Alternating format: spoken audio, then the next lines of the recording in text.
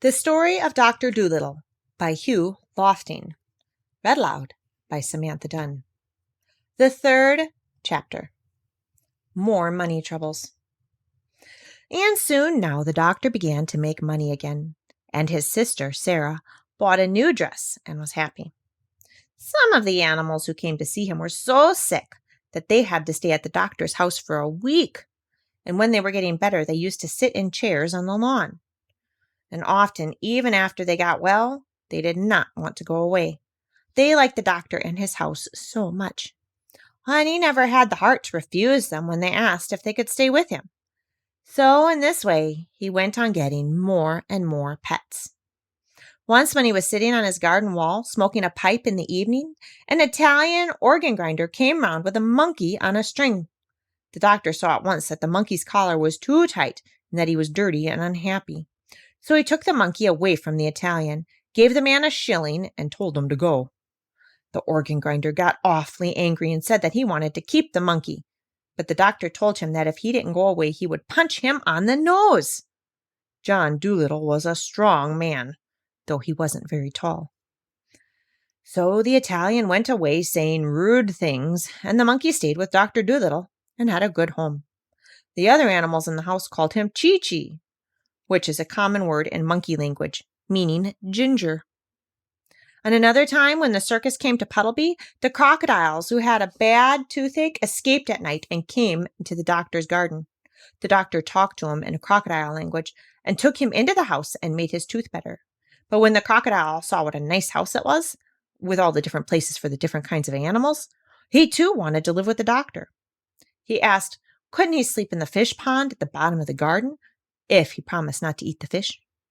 When the circus men came to take him back, he got so wild and savage that he frightened them away. But to everyone in the house, he was always as gentle as a kitten.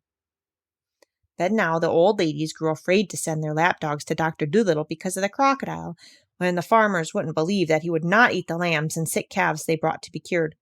So the doctor went to the crocodile and told him he must go back to his circus. But he wept such big tears and begged so hard to be allowed to stay that the doctor hadn't the heart to turn him out. So then the doctor's sister came to him and said, John, you must send that creature away.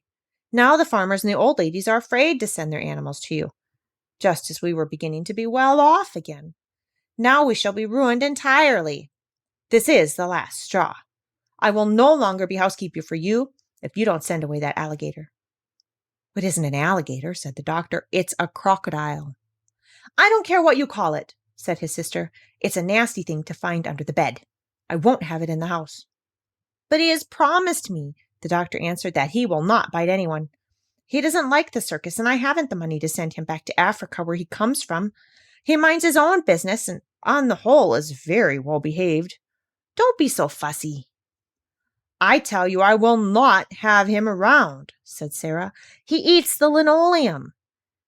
If you don't send him away this minute, I'll go and get married. All right, said the doctor. Go and get married. It can't be helped. And he took down his hat and went out into the garden.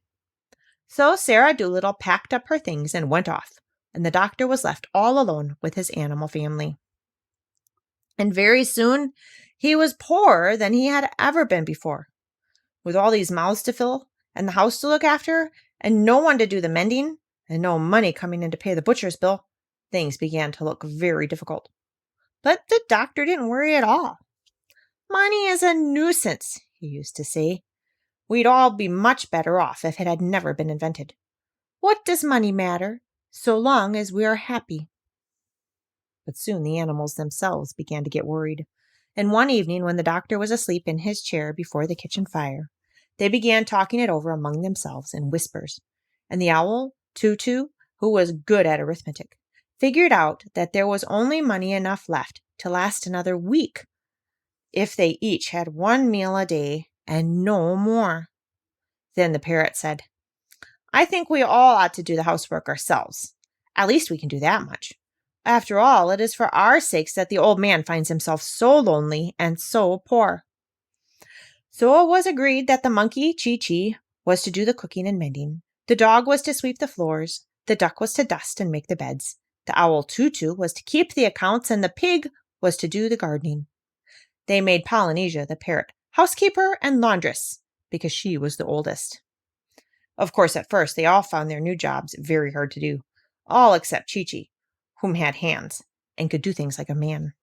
But they soon got used to it, and they used to think it great fun to watch Jip the dog sweeping his tail over the floor with a rag tied onto it for a broom. After a while, they got to do the work so well that the doctor said that he had never had his house kept so tidy or clean before. In this way, things went along all right for a while, but without money, they found it very hard. Then the animals made a vegetable and flower stall outside the garden gate and sold radishes and roses to the people that passed by along the road. Still, they didn't seem to make enough money to pay all the bills, and still the doctor wouldn't worry. When the parrot came to him and told him that the fishmonger wouldn't give them any more fish, he said, "Well, never mind. So long as the hens lay eggs and the cow gives milk, we can have omelets and junket, and there are plenty of vegetables left in the garden. The winter is still a long way off. Don't fuss." That was the trouble with Sarah. She would fuss. I wonder how Sarah's getting on. Oh, an excellent woman, in some ways. Well, well. But the snow came earlier than usual that year, and although the old lame horse hauled in plenty of wood from the forest outside the town, so they could have a big fire in the kitchen, most of the vegetables in the garden were gone, and the rest were covered with snow, and many of the animals were really hungry.